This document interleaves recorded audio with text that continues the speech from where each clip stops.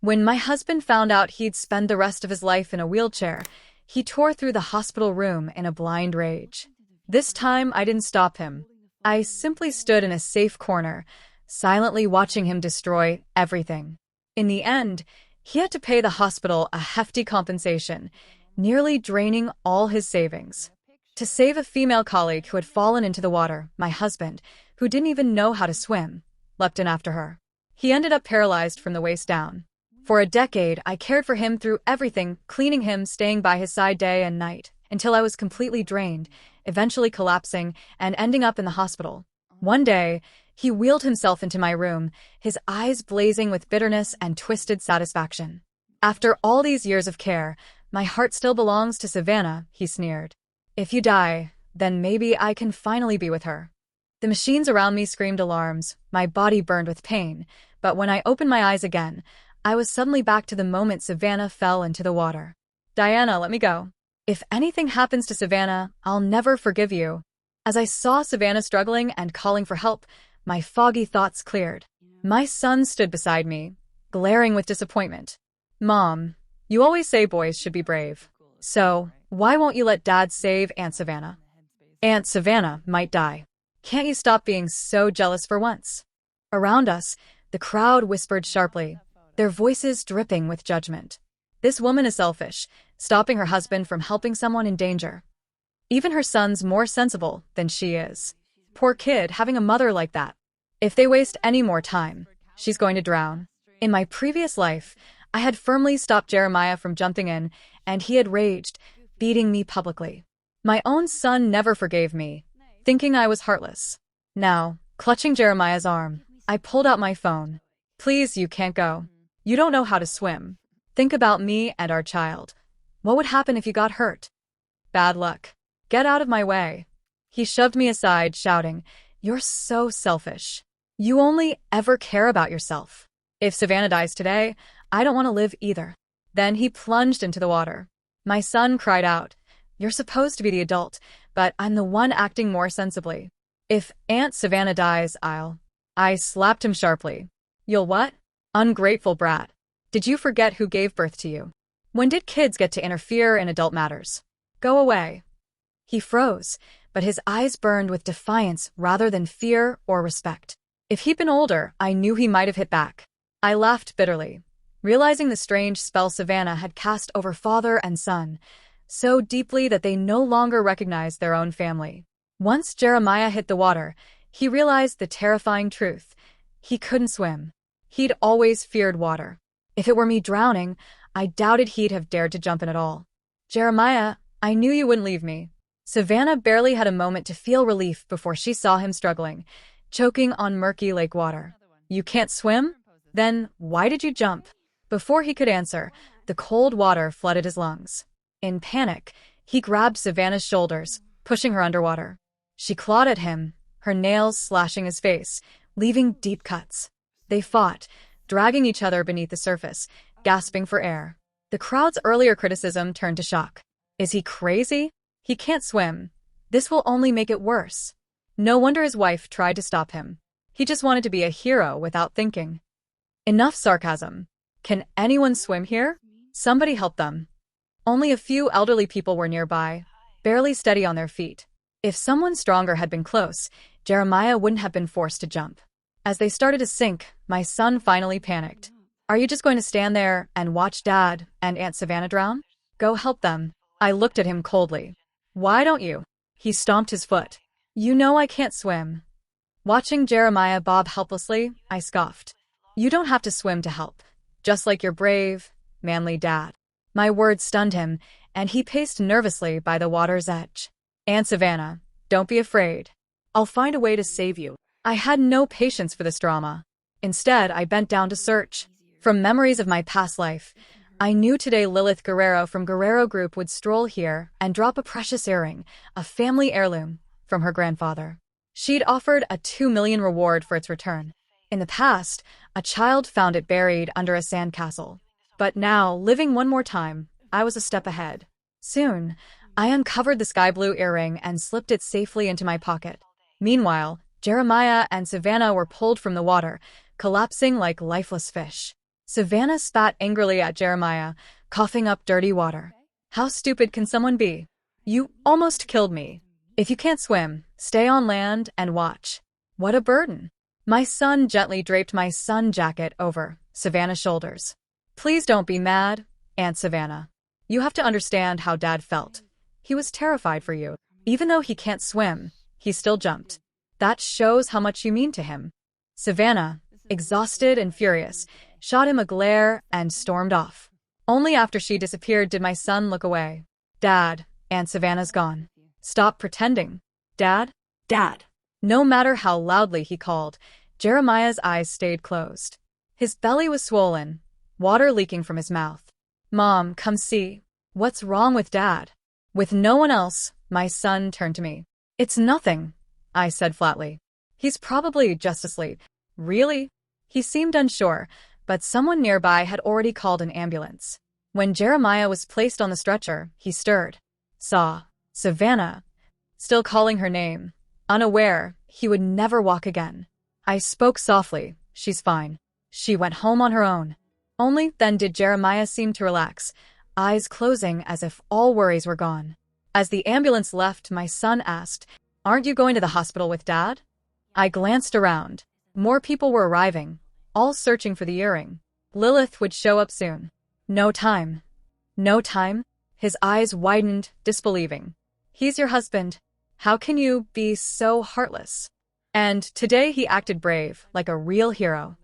He's no hero of mine, I said dismissively. If you want to go, then go alone. Don't lecture me. I don't owe you an explanation.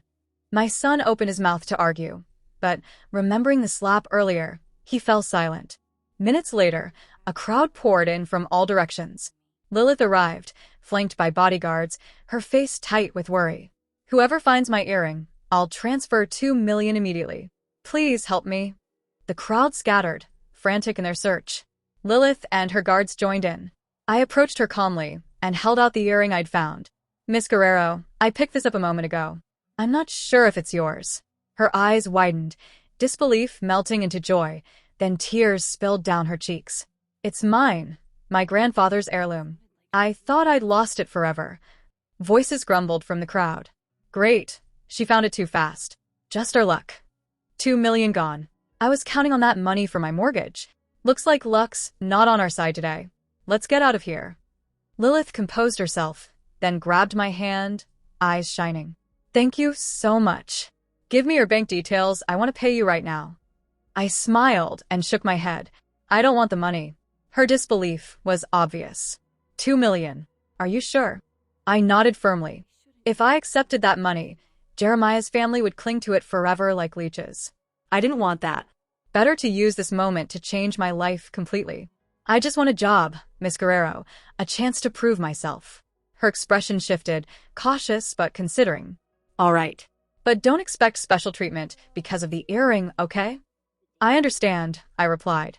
After exchanging contact info, Lilith left with her guards. I hailed a taxi and headed to the hospital. Jeremiah's parents were already there, waiting. Where have you been? His father asked coldly. My son stood beside him, looking smug, clearly waiting for me to be reprimanded. I had something important to handle, I said. And what could be more important than your husband's life? Don't you realize he's still in the ER, fighting for every breath? My mother-in-law stormed up and grabbed my collar. You knew he couldn't swim. Why did you let him jump? Why didn't you stop him? I did try, I answered calmly. No, you didn't. My son stepped forward, eyes blazing with defiance. You're the one who told Dad to save Aunt Savannah. You said real men shouldn't be cowards. His words hit me like a knife, sharper than when my oxygen tube was yanked out. How had I become the villain in my own son's eyes? You're just waiting for my son to die so you can take the inheritance and run off to remarry, aren't you? Her voice rose as she slapped me sharply. I didn't flinch. Instead, I slapped her back harder. She froze, hand on her cheek, stunned. Since marrying Jeremiah, I had swallowed my pride, endured everything, worked myself to exhaustion, so they all saw me as easy to push around. They never expected I still had fight left in me. Diana, how dare you strike your elders? Don't you have manners or respect? I calmly pulled out my phone and showed her the video I'd just recorded.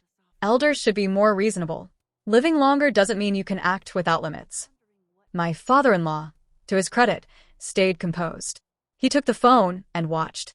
The footage showed me warning Jeremiah he couldn't swim, begging him to think of me and our child, but he insisted on jumping in anyway. They exchanged awkward looks, speechless. Diana, this was Jeremiah's fault, but no matter what, you're still married. You can't just leave him. Your son is grown. Think of his future. Don't act on impulse. I knew they only wanted to keep a free caregiver around. After a long wait, the doctor emerged from the OR. The news was the same as before. Jeremiah had suffered brain damage from lack of oxygen. He would be confined to a wheelchair and need constant care from now on. My in-laws wailed, then quickly found excuses to leave. They had other sons. This wasn't their fight. Jeremiah, meanwhile, acted as if nothing had happened, lying in bed sending voice messages to Savannah. Savannah, are you okay? I'm fine, don't worry. Once I'm out, I'll learn to swim. This won't happen again. She didn't reply for a long time. Frustrated, he turned to me. When can I leave the hospital? When he realized he'd be wheelchair-bound for life, he flew into a blind rage. This time, I didn't intervene. I stayed in the corner, silently watching him destroy everything. He had to pay the hospital a huge settlement, nearly emptying his savings. At home, he trashed everything again. My son locked himself away, texting Savannah. Aunt Savannah, Dad's really scary right now. Can you come keep him company? I pretended nothing was wrong and quietly set out 4 dishes and a soup at the table. Jeremiah slammed his hand down. Your husband's a cripple now, and you're just sitting there eating? Do you have no conscience? I didn't even look at him. I met my son's eyes instead. Eat. He threw down his utensils, angrier than Jeremiah. If Dad's not eating, neither am I. You're heartless. Aunt Savannah's better than you. If she were here, she'd be comforting Dad, not just stuffing food like you. I said nothing, nodded, and calmly took a bite of each dish. If I didn't eat now, I might not get another chance. When Jeremiah heard Savannah's name again, he lost it. He swept the dishes to the floor in one violent motion, then toppled from his wheelchair. In my previous life, I had always worried about his fragility, fearing he'd break under pressure, but now I understood. If I meant nothing to him, why should I care whether he lived or died? Dad. My son rushed to him, but was too small to help. How can you keep eating? Don't you see Dad fell? Help him. I kept chewing slowly, eyes on my plate. Diana. Jeremiah roared, bloodshot eyes blazing. Help me up or you'll regret it. I calmly put down my bowl and pointed to the mess on the floor. This is your meal. If you don't finish it, there won't be another. And if you don't want to eat, then don't, I said, turning away and heading upstairs, leaving father and son shouting curses after me. Diana, when I can stand again, I'll tear you apart, you filthy woman. Jeremiah roared. My son tried to calm him. Dad, don't be mad. I called Aunt Savannah. She's coming soon, and she'll bring something good. Jeremiah nodded eagerly. They'd always been close, and now that he'd gotten hurt saving her, Savannah had every reason to care for him. When Savannah arrives, I'm kicking that terrible woman out. She's just kicking me when I'm down. Yeah, I want to live with Aunt Savannah. She's 1,000 times better than her. I sneered silently. Savannah would come, but not yet. Lilith had arranged an interview for me that afternoon, so I needed to look my best and make a good impression. Downstairs, father and son continued plotting how to oust me and enjoy their perfect life with Savannah. When I came down, dressed in my old professional outfit, stockings and heels I hadn't worn in years, Jeremiah froze. That look had driven him wild once. Maybe it still would. Why are you dressed like that? I'm not dead yet, and you're already trying to seduce other men. I met his glare with a half-smile. Dead or alive, what difference does it make? His face flushed red with anger and shame. Just wait till tonight. You'll pay for this. You should worry about how you'll get to the bathroom first. I shut the door on his empty threats. The interview went well. Before marriage, I had made a name for myself in design, only giving it up to care for family. Lilith was generous, assigning me to lead design projects at one of her branches, right in my field. In gratitude for returning the earring, she insisted on taking me out to dinner. By the time I got home, it was already 9. As I opened the door, a foul stench hit me, and I pinched my nose instinctively. Jeremiah was still in the same spot, filth dripping from his wheelchair onto the floor. How did you end up like this? It's disgusting. He gritted his teeth. Help me up. My body's numb. I glanced around. Where's your son? He said it was too gross and locked himself in his room. I nodded. I get that. I'm going to my room. Wait. Jeremiah sounded reluctant. I haven't eaten. Can you make me something? I threw his words back at him. You're a cripple now and you're still hungry? If you're so hungry, isn't there food on the floor? Jeremiah struggled to keep his composure. That food, I already messed it up. That's your problem, not mine. Without another word, I headed upstairs. In my past life, I barely slept, worn thin, and in the hospital. This time, I slept soundly until 8 in the morning, feeling light and calm. When I came down, the floor was spotless. They sat around the table, chatting and laughing like a happy family. Savannah peeled an egg for Jeremiah, then glanced at me. Sorry, I didn't know you were home. I didn't make breakfast for you. Jeremiah bit into the egg with hostility. Diana, you really thought I'd starve without you? Wrong. I've got Savannah. She takes better care of me. 10,000 times better. My son nodded with a mouthful. Best breakfast ever. Only I caught the flicker of disgust and irritation in Savannah's eyes. I looked around and saw a phone quietly recording nearby. She wasn't here out of kindness or duty, just for appearances and public opinion. Once she got the footage she wanted, she'd disappear. But Jeremiah foolishly blamed me for her leaving and held it against me ever since. A man who couldn't even manage the bathroom on his own, still acting like he was irresistible. What a joke. As I turned to leave, Jeremiah snapped coldly. Where are you going? You three seem happy together. Clearly, I don't belong here. He snorted. At least you know your place. Starting today, watch your tone. Crippled or not, I'm still your legal husband. If you ever act like yesterday again, get out. My son's eyes lit up. Kick her out. She's a terrible mom. I want to live with Aunt Savannah. I calmly pulled out the marriage certificate. Perfect. Let's get divorced now. I'll give you all the space you want. Jeremiah blinked, caught off guard, but quickly recovered. Fine. We'll divorce today, and I'll marry Savannah tomorrow. Don't come crying later. Turning to Savannah, his gaze full of fake devotion, he said, My heart has always been yours, from the start till now. Marry me. I proved last night I'm still a man. I'll give you happiness. My son eagerly chimed in, Aunt Savannah, please be my mom. Savannah flinched, grabbed her phone, and fled. I have something urgent to do. I'll come back to take care of you later. My son looked confused. Dad, why didn't Aunt Savannah say yes? Jeremiah smirked. She's just shy. Give her a few days. Suddenly, he clutched his stomach in pain. I'm full now. My son held his nose and ran away like escaping a sewer. Left alone, Jeremiah turned to me with entitlement. Come help me to the bathroom. I couldn't believe his confidence. Why would Savannah marry you? To clean up your mess? Or raise your ungrateful brat? Jeremiah doubled over, gritting his teeth. Cut the crap and help me. I smiled and pulled out my phone. Savannah, you probably haven't gone far. Jeremiah needs the bathroom. Diana, are you brain dead? Savannah snapped back. Jeremiah is your husband. Why would I care about his bathroom? Just thinking about this morning ruins my appetite for days. I can't stand it. How can someone be that disgusting? Why did I have to see that? He might as well drop dead. I glanced at Jeremiah. But he got like this for you. He's madly in love with you. He's even planning to divorce me and marry you. I heard Savannah gag. Don't discuss me more. I only acted sweet because I thought he was a walking ATM. Who knew he'd take it seriously? Savannah's anger boiled over with every word. Even if I had to marry a toilet, I still wouldn't marry that cripple. Don't call me again. The line went dead. Jeremiah looked at me, hope flickering in his eyes. When is Savannah coming? I froze, suddenly realizing I'd forgotten to put the call on speaker. She's on her way. Just hold on a little longer. His stomach rumbled loudly, humiliating him. He bowed his head toward me. For all we've been through, help me one last time. After Savannah arrives, I won't bother you again. I'll even give you extra money after the divorce. I checked the time. Sorry, I have another appointment. As I stepped out, an explosive sound followed by his furious roar reached me. Diana, you bitch. I'll kill you. It was my first day at work, and thankfully everything went smoothly. Lilith appeared, eyes shining with excitement. Sister Diana, So it was you all along, the genius designer who disappeared. Why didn't you tell me sooner? I smiled lightly. That's all behind me now.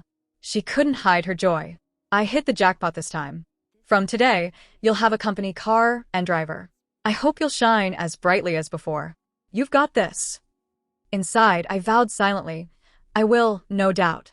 Later, my father-in-law called. They wanted to visit Jeremiah. When I got home, they were already waiting at the door. My mother-in-law forced a smile. How's Jeremiah been lately? He's always had a temper. We spoiled him as kids. As his wife, you need to be more understanding and not let anger cloud your judgment. Of course, I know you're kind-hearted. You wouldn't abandon him or Jackson. My father-in-law cleared his throat. I'll talk to him later. Tell him to treat you right. In my past life, they trapped me with these so-called morals until I died with open eyes. This time, I wouldn't let them control me. Come in and see for yourselves. As I opened the door, we all froze. The room was a nightmare. Filthy, chaotic, reeking of waste. Every surface smeared with excrement. My son cowered in a corner, looking like he'd seen a ghost. Mom. You're finally back. Dad's lost it. Please help. He ran to hug me, arms wide, but I stepped back, frowning and dodging him. Tears streamed down his face. Mom, I'm your son. I haven't eaten all day.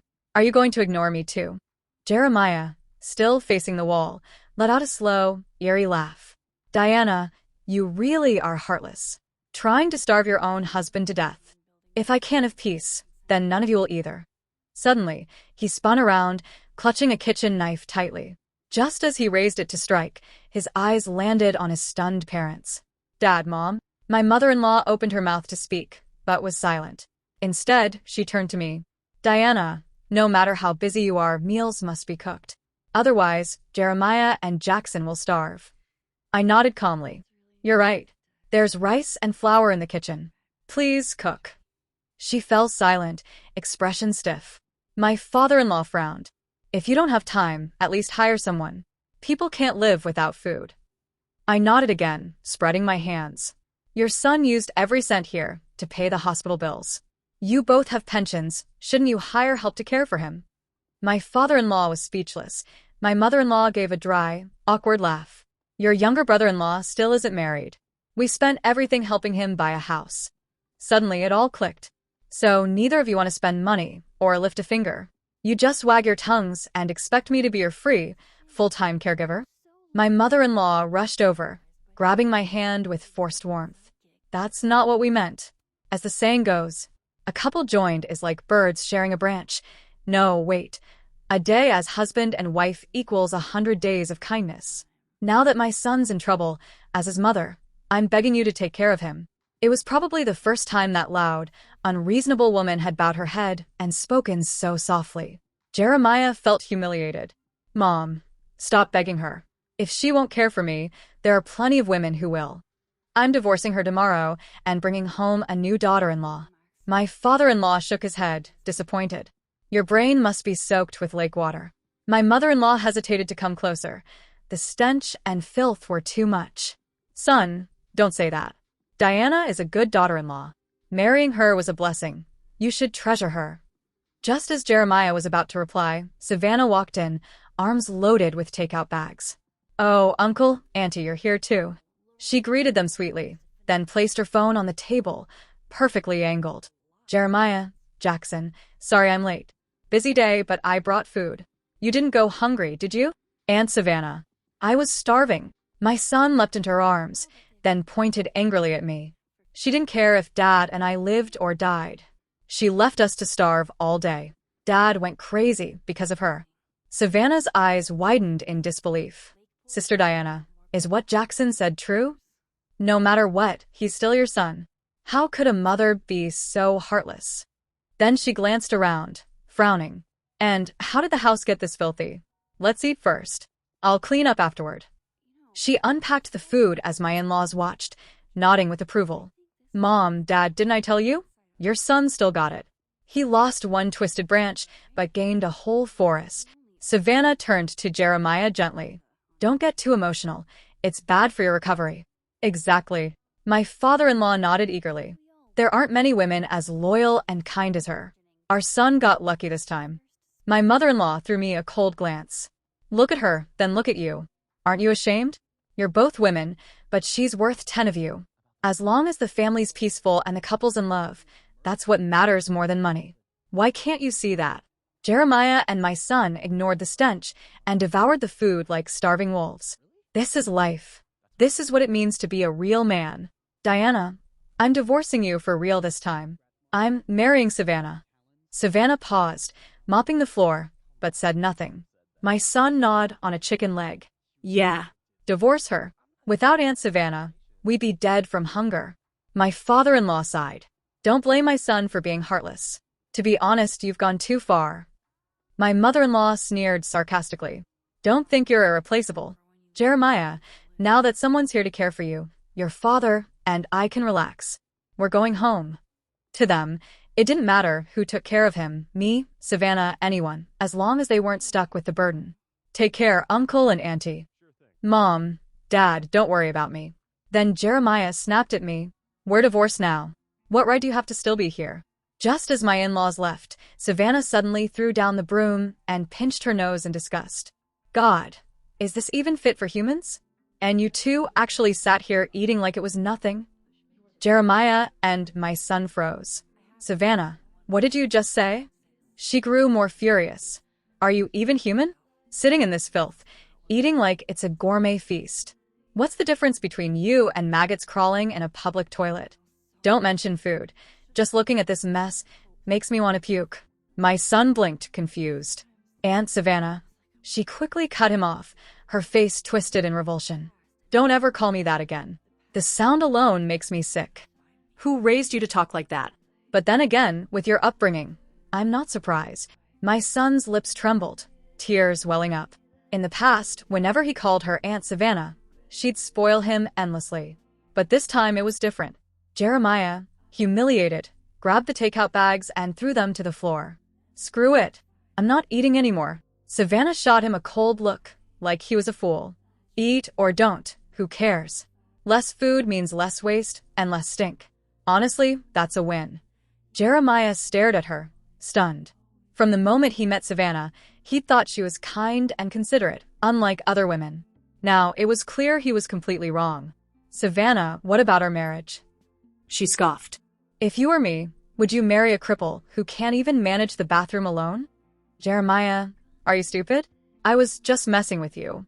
Did you really think I liked you? You're old enough to be my dad. Just look at this piss-covered floor. Have you no shame?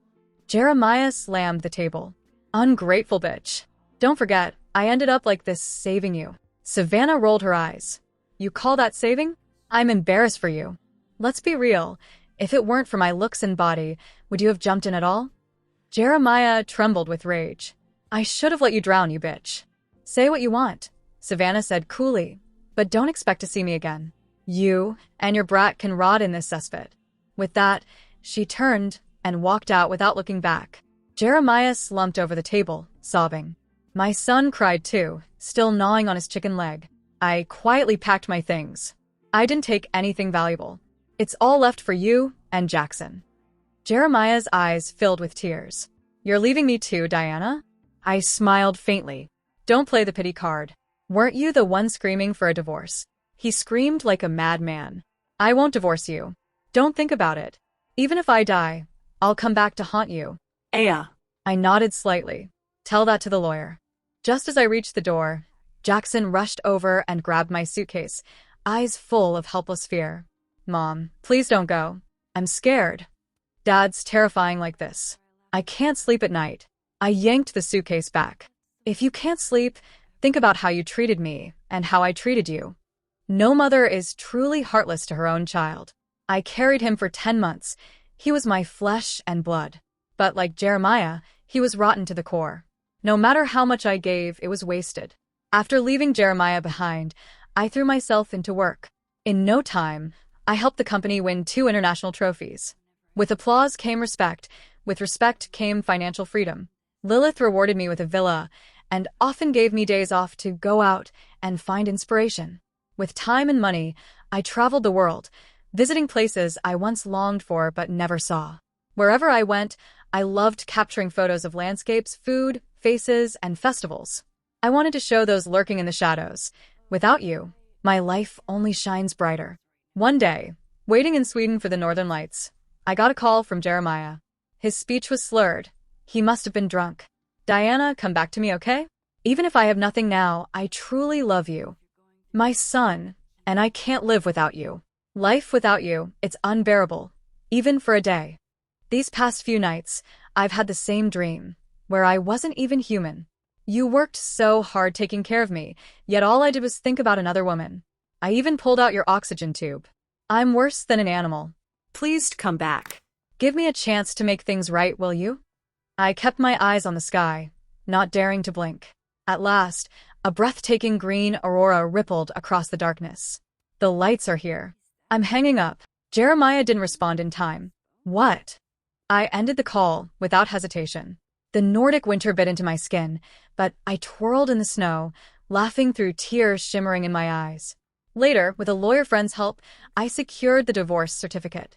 One evening after work, a scruffy child rushed toward me, stopped by my driver. Where did this beggar come from? Get lost. I'm not a beggar.